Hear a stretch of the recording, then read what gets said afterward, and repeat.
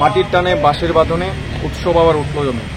আপনারা জানেন বিগত এই কিছুদিনের আমাদের বন্যা কবলিত অঞ্চলগুলোতে আমরা ক্যাম্প করেছি।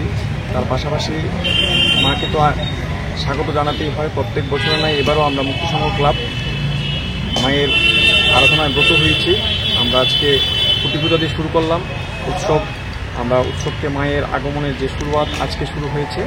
আমাদের এবছরের প্রতিমাতে থাকছে সাবেকি মূর্তি, আর আমাদের থিমে থাকছে ইচ্ছে ডানা।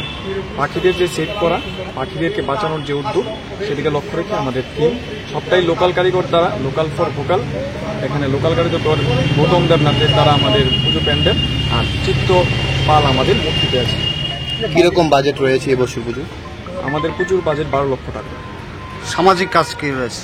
সামাজিক কাজ যেরকম আজকে আমরা আমাদের যারা আমাদেরকে স্বচ্ছ এবং সাফাই রাখে, আমাদের সাফাই কর্মী যারা ভাইয়েরা আছে, ওনাদেরকে আজকে আমাদের পাড়ার ছোট বোন রেশমিতা রায় ওর যোগা অ্যাসোসিয়েশনের পক্ষ থেকে ও বস্ত্র বিতরণ করবে।